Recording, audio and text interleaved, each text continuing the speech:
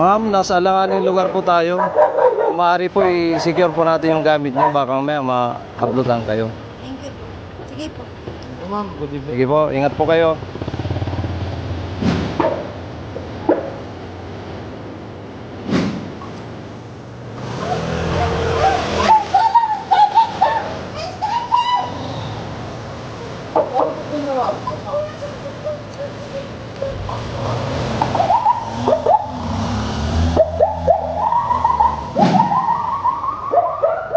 Alam niyo ba na kahit maraming pulis nagpapatrolya sa kapaligiran ay maaari pa rin mangyari isang krimen, katulad ng cellphone snatching? Ito'y dahil sa isang bagay na palaging sinasabantala ng mga kawatan, ang oportunidad. Ang desisyon ng mga biktima ay nasa kamay ng mga kriminal. Sa paggamit ng motor, nagiging mabilis ang pagsagawa ng krimen at pagtakas. Kaya sa oras ng ma-report ito sa tanggapan ng kapulisan, maaring malayo na ang kanilang kinaroroonan. Ngunit may kontrol tayo para makaiwas na maging biktima. Ang hindi pagbigay ng oportunidad o kapagkakataon upang hindi maisagawa ng mga kriminal ang kanilang masasamang mga balak.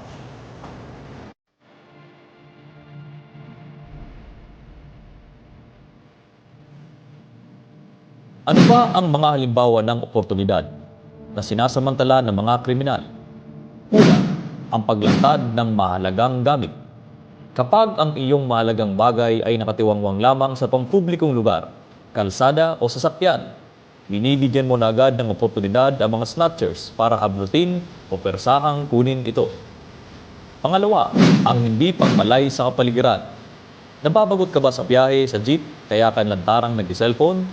Tingin-tingin sa paligid, baka gusto nang hablutin ng katabi mo ang cellphone mo. Pangatlo, ang hindi pag-secure ng ating mga gamit kapag nasa pampublikong lugar. Isang ingat mo lang, goodbye, pinaghirapang mahalagang bagay. Pang-apat, ang pagdaan ng mag-isa sa mga madidilim at delikadong mga lugar na malayo sa saklolo o sa responde sa alanganing oras. Planuhing mabuti ang oras ng pag-uwi at rutang dadaanan. Huwag magmakasakali. Ilan lang ito sa mga oportunidad na laging inaabangan ng mga kriminal upang kayo ay biktimahin. Tandaan, may kakayahan tayong lahat na makaiwas sa krimen sa pag-iingat ng ating mga sarili at ang ating mga pinaghirapang mga kagamitan. Ang inyong kapulisan mula sa Manila Police District ay patuloy na magsasagawa ng pinagigting na anti-criminality operations kagaya ng checkpoints, Oplan Sita, Oplan Bakal, Oplan Galugan, establishment visitations and coordination sa ating mga barangay officials upang patuloy na mapanatili ang kaayusan at seguridad sa ating lugar.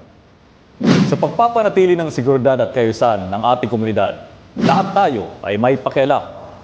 Para sa Bagong Pilipinas, ang inyong kapulisan mula sa Santa Ana Police Station 6 ay patuloy na magbibigay ng serbisyong mabilis, tapat at nararamdaman.